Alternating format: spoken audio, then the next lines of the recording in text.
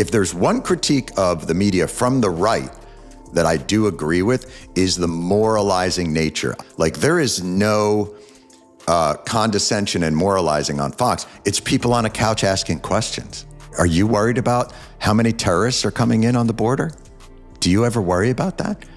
Whereas if you turn on MSC sometimes, you're like, it's like birds descending, at sea on a tuna boat going, that's factually incorrect. Dismantling the network for its relentless attacks on Donald Trump. And let's be honest, that's a bit unexpected coming from Stewart, who's made a career out of mocking Trump. But hey, it's actually kind of refreshing. It shows that even some of Trump's fiercest critics are starting to call out the double standards on their own side, and they're not holding back. Stewart's takedown was so savage it practically broke the internet. Instead of challenging the administration, they coddled it, offering softball coverage and carefully curated narratives that shielded Biden from real accountability. And when MSNBC does catch even a faint whiff of an inconsistency from the right, they don't just report it, they magnify it, sensationalize it, and turn it into wall-to-wall coverage. It's not journalism, it's partisan theater. A double standard this glaring doesn't just erode trust, it exposes the media's true loyalties. And viewers are starting to catch on, and of course we've got all the receipts right here. But before we dive in, don't forget to smash that subscribe button so you never miss epic moments like this. This is exactly what I've been talking about. Straight, down-the-middle journalism with zero bias is becoming a rare gem. I mean, let's face it, Biden has rolled out some environmental policies that are not only laughable, but borderline absurd. These are the kinds of policies that deserve to be questioned, mocked, and put under a microscope. But do you think his loyal media mouthpieces at MSNBC or CNN will call him out? Of course not. You could shove the flaws in Biden's agenda right in their faces, and they'd still find a way to spin it as a triumph. It's like they're allergic to accountability whenever the left is in power. This isn't journalism anymore. It's PR with a teleprompter, and the American people are starting to see right through it. I think what the media has done over the last 10 years is cry wolf, to the point where they numbed everybody. It was an anesthetic. And it got to where, what was the thing they litigated throughout this campaign? He's a fascist, he's a terrible person. Democracy is on the ballot.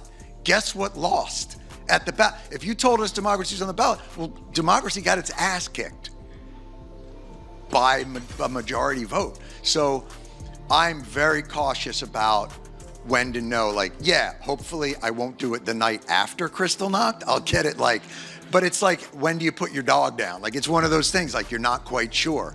But I do understand how annoying that is. Another truth bomb from the comedian, Jon Stewart, drops it and the media flinches. Because here's the deal, when networks like MSNBC and CNN keep crying wolf when there's clearly no wolf, people eventually stop listening. And honestly, who can blame them? It's all panic, no substance. All outrage, no facts. No wonder their ratings are in free fall. Viewers are tired of being lied to, gaslit, and manipulated by so-called journalists who treat their political bias like gospel truth. That's why more and more Americans are ditching legacy media and turning to independent platforms for actual reporting, the kind that doesn't come pre-packaged with spin and condescension. The lies pouring out of the mainstream media machine are not just frustrating, they're nauseating. The public's trust is gone, and unless these outlets pull a hard 180, they're headed straight for irrelevance. You can only push propaganda for so long before people start waking up, and it looks like that wake-up call is already happening. Inspiring words for us. Mr. President. History is literally watching us now.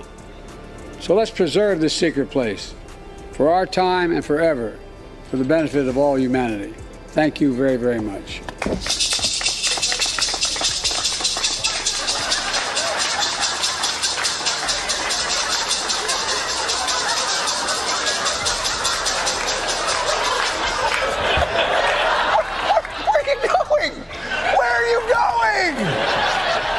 Maybe this is how we should do the transfer of power. The winner moves into the White House, and the incumbent just wanders off into the jungle so that his nutrients may be returned to the soil.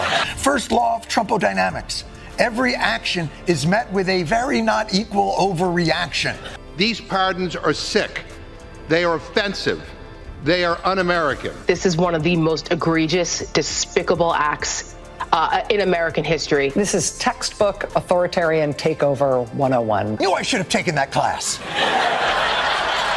And not Majored in submissive liberal crying 101. Trump derangement syndrome is hitting new, almost cartoonish heights, and even liberals like Jon Stewart are starting to sound the alarm. The lies, the scripted outrage, the shamelessly twisted narratives, it's all spiraling out of control. And Stewart, he's had enough. At the center of this media circus is MSNBC, a network practically engineered to take down Trump and usher in the era of performative wokeness. But here's the twist. Jon Stewart and a growing number of his ideological peers aren't playing along anymore. They're breaking ranks, calling out the hypocrisy, and exposing the left's media machine for what it really is, a propaganda engine disguised as journalism. Just like Bill Maher, Jon Stewart isn't afraid to take a swipe at President Biden, and that's exactly what true comedians are supposed to do. Speak the truth and use comedy as a scalpel to cut through the noise. Stewart doesn't tiptoe around party lines or bow to political correctness. He calls it like he sees it, and that's what makes him stand out in today's echo chamber media landscape.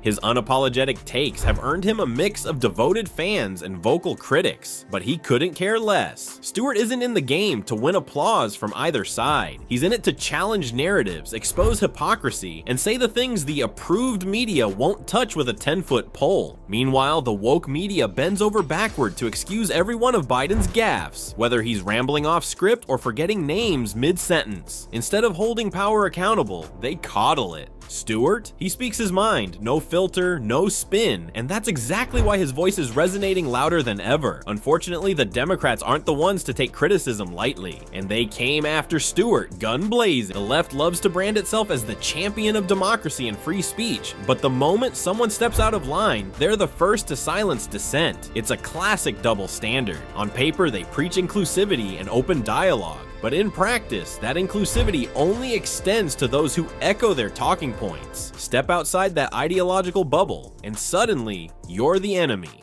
That's exactly why people like Jon Stewart, once hailed as a progressive icon, are now constantly hounded by the very crowd that once cheered him on. Why? Because he dares to question the woke orthodoxy. He points out the absurdities, the contradictions, and the hypocrisy, and for that, they label him a traitor. The message is clear: toe the line or face the backlash. But Stewart refuses to fall in line, and that's what makes him dangerous to both sides. He's not playing the partisan game, he's calling it out. And in a time when honest voices are shouted down for not parroting the correct opinions, that kind of integrity is rare and desperately needed. But Stewart, he's made of steel and just didn't care. He went after Biden even harder. The longer Democrats ignore that reality, the longer Trump's appeal will endure. Until the left gets serious about real issues and stops catering to fringe narratives, they're just handing Trump and candidates like him more fuel to win over frustrated voters.